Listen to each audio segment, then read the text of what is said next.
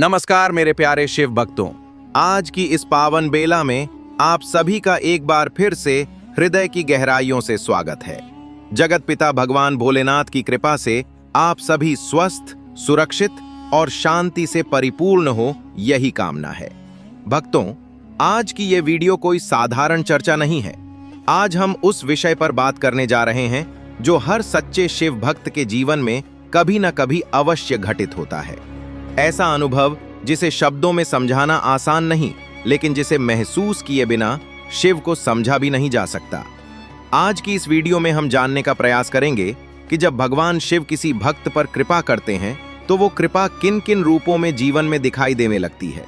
कभी ये संकेत स्वप्नों के माध्यम से आते हैं, कभी व्यवहार बदल जाता है, कभी मन अचानक संसार से विरक्त होने लगता है और कभी बिना किसी कारण भीतर एक अद्भुत शांति उतर आती है।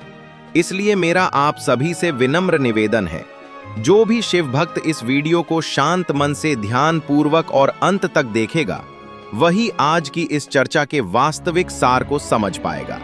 वीडियो को बीच में छोड़ देने से आप उन गूढ़ बातों से वंचित रह सकते हैं जो आगे चलकर आपके जीवन को दिशा दे सकती हैं। और भक्तों, यदि आपके हृदय में सचमुच भोलेनाथ के प्रति श्रद्धा है, यदि महादेव का नाम लेते ही भीतर कुछ कंपन सा महसूस होता है, तो वीडियो को लाइक अवश्य कीजिए। चैनल ध्यान की गहराई ज्ञान का सागर को सब्सक्राइब कीजिए और कमेंट में पूरे भाव से लिखिए हर हर महादेव।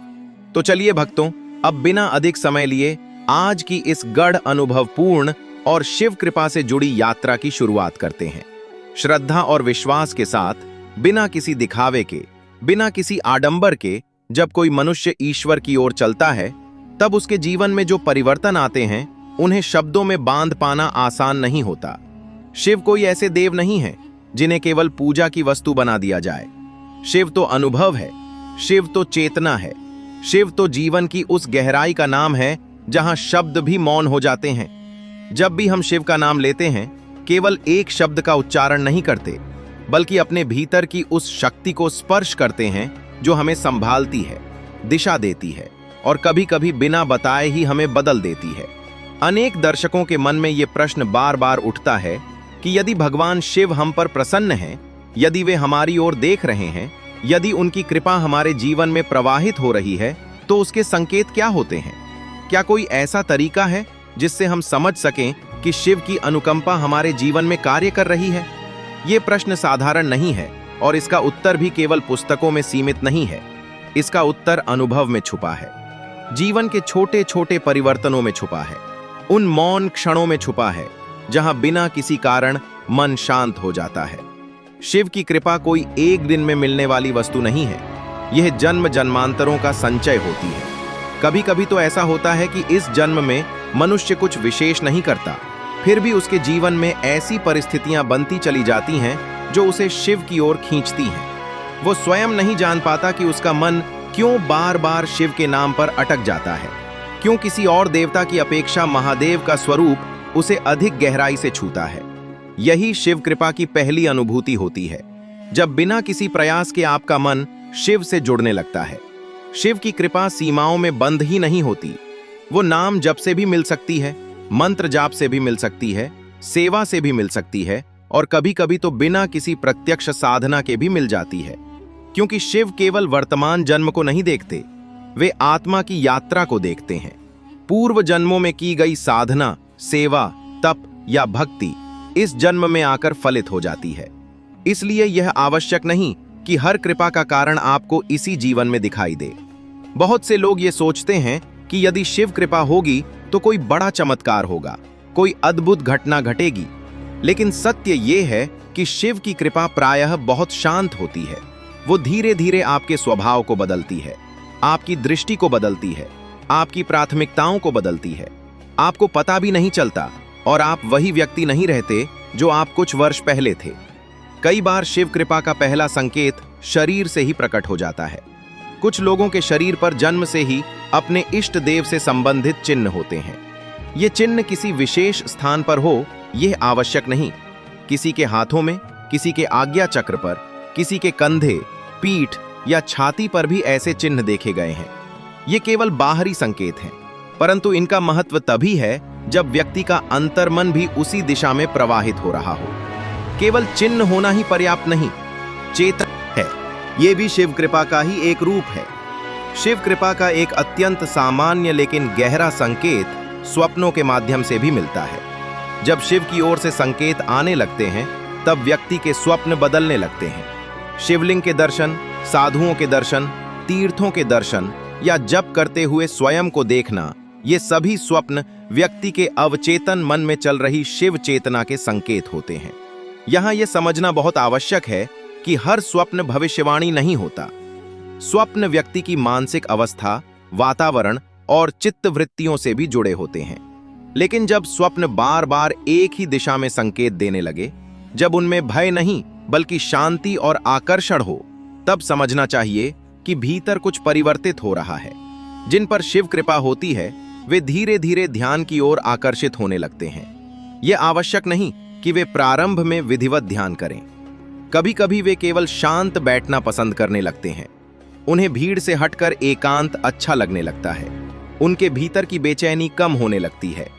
ध्यान में बैठते ही उन्हें संघर्ष नहीं करना पड़ता। बहुत कम प्रयास में उनका मन भीतर की ओर मुड़ने लगता है। यहाँ एक बात स्पष्ट कर देना आवश्यक है कि यदि कोई ध्यान नहीं करता, तो इसका यह अर्थ नहीं कि उस पर शिव कृपा नहीं है।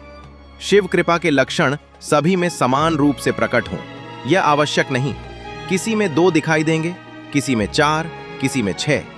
शिव किसी सूची के अनुसार कार्य नहीं करते। जिन पर शिव की कृपा होती है, उनमें एक और परिवर्तन दिखाई देता है। वे कम बोलने लगते हैं। ये चुप्पी किसी भय से नहीं होती, ये समझ से आती है। वे जान जाते हैं कि संसार की अधिकांश बातें केवल शब्दों का शोर है। बहुत कम बातें ही ऐसी होती हैं जिनका वास्तविक अर्थ होता है। इसलिए वे व्यर्थ की बातचीत से दूर रहने लगते हैं। ऐसा व्यक्ति समाज से कटता नहीं है, लेकिन समाज में घुलने मिलने की उसकी रुचि बदल जाती है। उसे दिखावा, औपचारिकता और बनावटी संबंध आकर्षित नहीं करते। उसके संबंध सरल और सच्चे हो जाते हैं। वो किसी से शत्रुता नहीं रखता, लेकिन अनावश्यक निकटता भी नहीं रखता। शिव कृपा का एक अत्यंत गहरा संकेत भीतर की शांति है।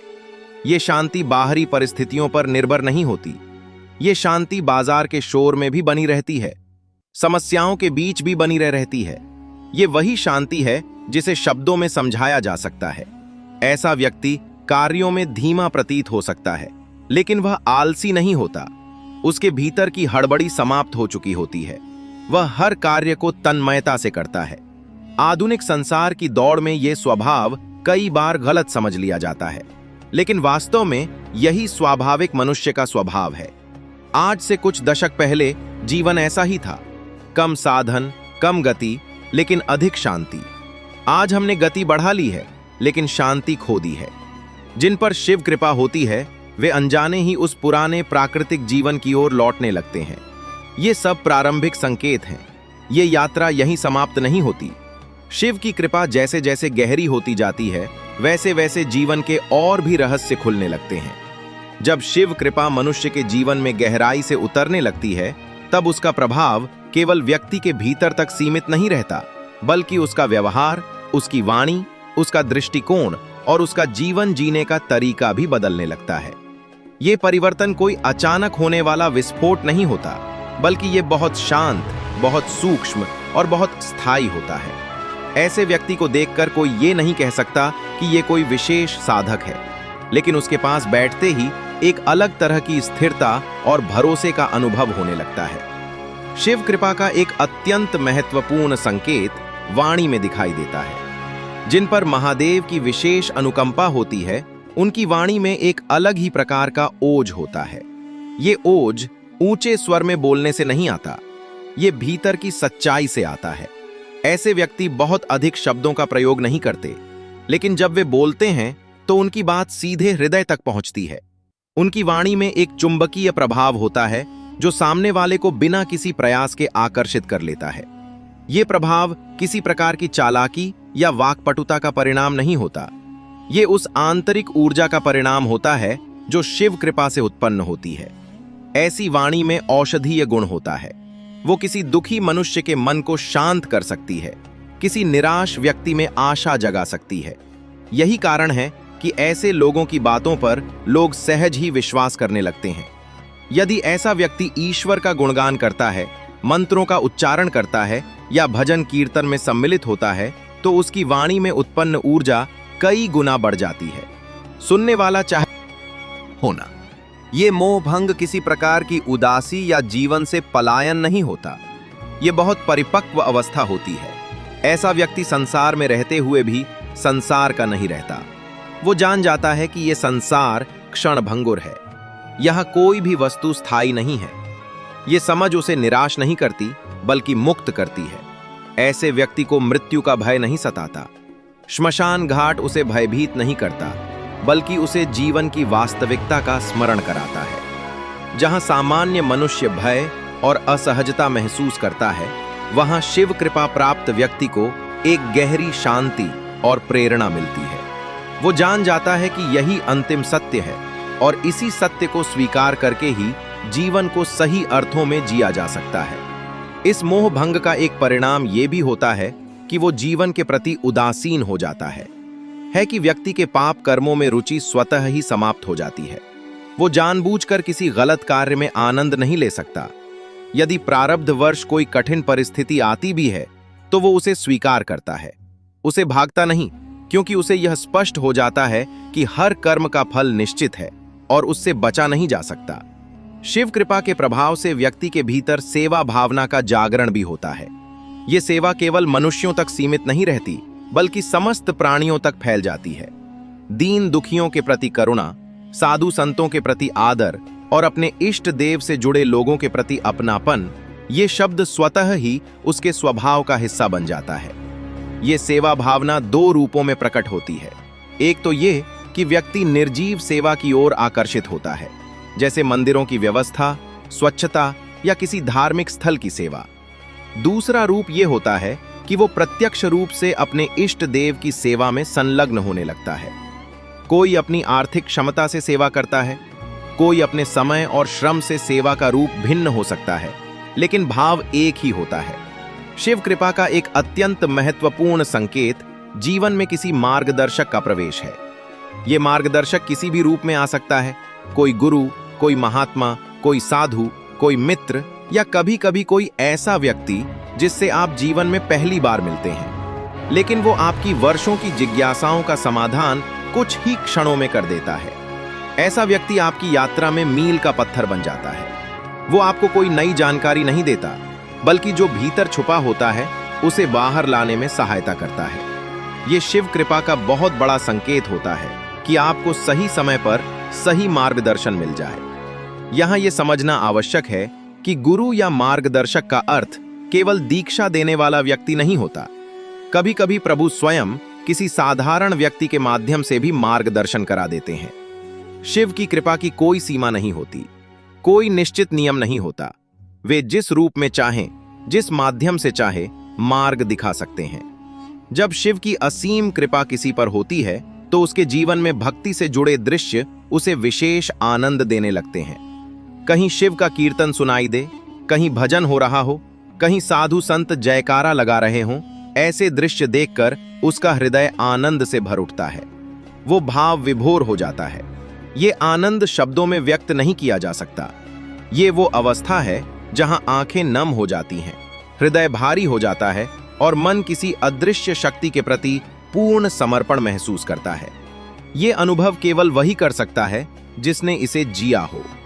शिव कृपा का एक और अत्यंत महत्वपूर्ण संकेत है अपने इष्ट देव जैसा बनने की इच्छा। ये इच्छा बाहरी वेशभूषा की नकल करने की नहीं होती, बल्कि आंतरिक गुणों को अपनाने की होती है। प्रारंभिक स्तर पर कुछ लोग बाहरी रूप से शिव जैसा दिखने का प्रयास करते हैं, लेकिन जैसे जैसे साधना गहरी होती है, ये भाव भी परिपक्व हो जाता है। उच्च स्तर के साधक शिव के सिद्धांतों को अपनाने का प्रयास करते हैं। उनका तप, उनकी करुणा, उनका वैराग्य, उनकी सहजता, यही सब उनके आदर्श बन जाते हैं। वे दिखावे से दूर रहते हैं और जीवन में सरलता को अपनाते हैं। ये भी स्पष्ट करना आवश्यक है कि ये सभी लक्षण हर व्यक्ति में एक साथ नहीं दिखाई देते। किसी में 4 होंगे, किसी में 5, किसी में 2। शिव कृपा का मूल्यांकन किसी सूची से नहीं किया जा सकता। यदि आपके भीतर इनमें से कुछ भी संकेत दिखाई दे रहे हैं, तो ये समझने के लिए पर्याप्त है कि महादेव की दृष्टि आप पर है। ऐसे में व्यक्ति को चाहिए कि वो अपने चित्त को अधिक से अधिक अपने इष्ट देव से जोड़े। नाम, जप, स्मरण और सेवा, यही सबसे सरल मार्ग है। इससे आगे की यात्रा स्वतः ही खुलती चली जाती है। अब जीवन में एक और गंभीर प्रश्न उठता है, जो अनेक लोगों के मन में पीड़ा का कारण बनता है।